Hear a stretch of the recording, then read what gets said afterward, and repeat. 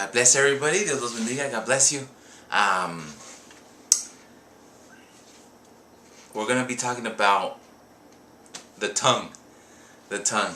And although we might have heard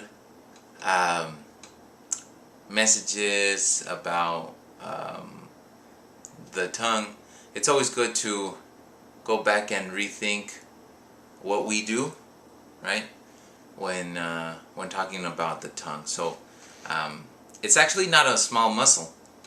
You know, we just see a little portion of it. Some people can make it like a burrito, right? Or taquito, right? Some people can make it look like waves, like a W. It's an interesting thing, but it's not that small. And actually, it's made out of 8 different muscles. It's made out of 8 different muscles. So 8 different muscles working as one. And although we might be working out other muscles in our bodies, such as the biceps, triceps, the shoulders, you know, your leg muscles, all of that stuff, it's actually one of the muscles that gets worked out a lot, right? We don't think about it, but it gets worked out a lot, especially when we talk, right? So what comes out of our mouths is very important. The message that we send out to others really does matter. So we're going to be looking at what can the tongue do, how did Jesus use it, and how should I use the tongue. So the first thing we want to look at is, what can the tongue do? What can it do? Well, the tongue serves for the purposes of tasting, right? Tasting. We can taste food. We can taste candy, sweet bread, right? All these favorite foods. You like the flavor of it. It's for tasting, and it's great, right? It also helps us to create sounds. Sounds that we put together that make up what we recognize as words. But the tongue doesn't form these words on its own, right? These words are coming from somewhere. And so the tongue doesn't act on its own, right? Where is that somewhere? Where is it getting that information to say? So let's go to Jeremiah 9:8. Jeremiah 9:8 says, "Their tongue is an arrow shot out. It speaks deceit. One speaks peaceably to his neighbor with his mouth, but in his heart he lies in wait." So a lot of people say things, right? And they could be saying one thing, but their heart really is thinking something else. Okay? Again, we're looking at what can the tongue do, and we're saying that it can deceive. It has a possibility to deceive people. The words that come out of our mouths are coming from the heart, right? That special place where we keep our desires, right? When we say the heart, right, we're talking about that special place where we keep those desires. We can say something nice and fool someone to believe our words, but God sees our hearts. He really does know what's going on, and we can't escape. We can't escape that.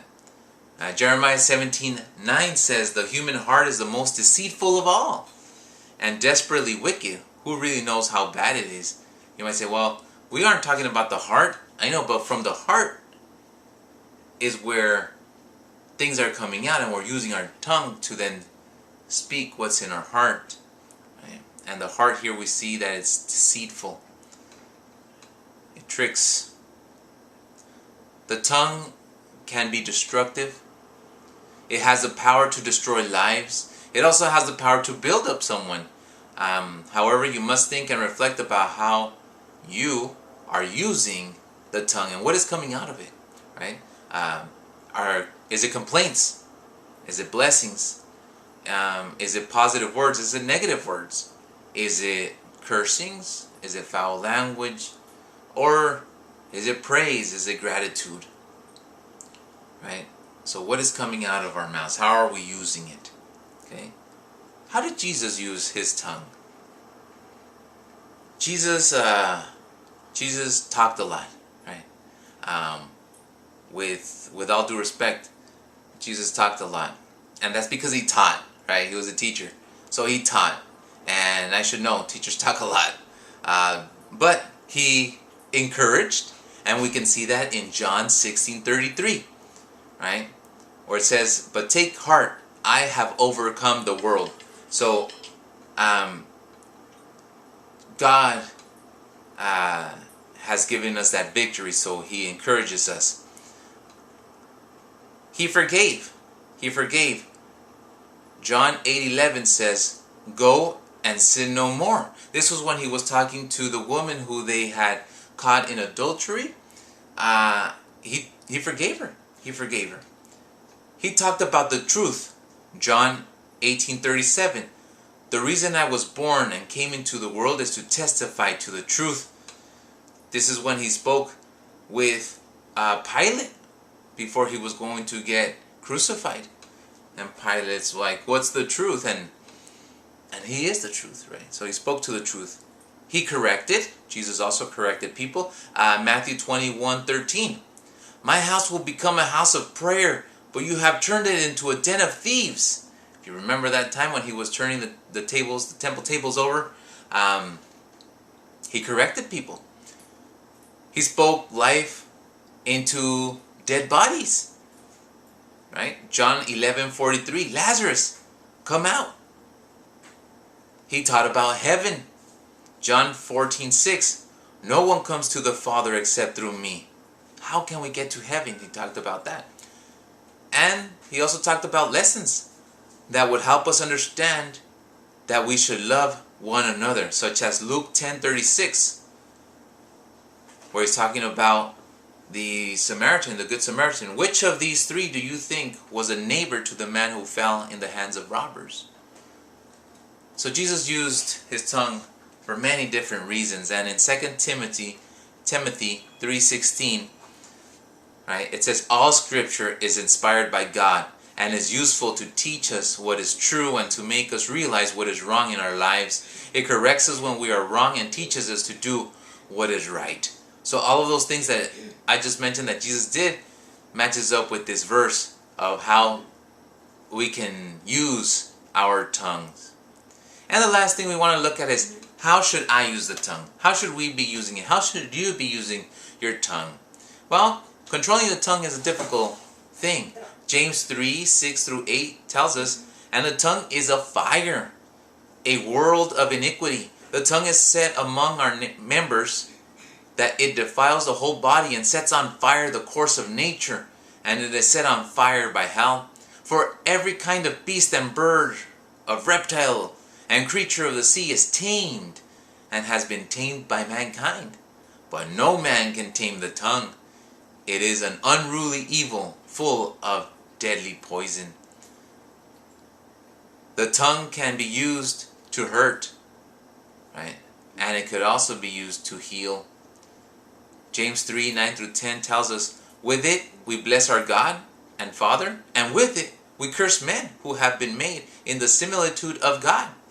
Out of the same mouth proceed blessings and cursings. My brethren, these things ought not to be so." And there are some believers out there that bless people and they're praising God. They go to church, and then you hear them cussing and saying bad things about others. It should not be so. We shouldn't be doing that. We shouldn't be. Our tongue should be used to bless others, to praise to come out, positive words to come out. And it is difficult. But with God's help, right, we can do our best to use it for those things. Learning to control it with God's help, right, can show spiritual maturity. Others will come to know you for how you speak with others, to others. It will make people want to approach you, or it will make people want to flee from you. Humans have got to allow God to transform them. It is then, right, that we can change the use of this tongue for what is good. And I end with this verse, Luke 6:45. A good man brings good things out of the good stored up in his heart, and an evil man brings evil things out of the evil stored up in his heart. For the mouth speaks what the heart is full of. So think about what you have in that special place where you hold your desires, right? What do you desire the most? God? Or other things? And then what is coming out of your mouth? Because what's coming out of your mouth is what's in your heart. So take some time to pray, ask God to help you to use your tongue for what is right and good. And I will also keep on praying for you. Don't forget, right? We're dealing with some extreme heat. So go make sure that you are taking care of yourself and drinking a lot of those waters, right? Fluids to keep yourself hydrated. So God bless everybody, and we'll see you next time. Bye.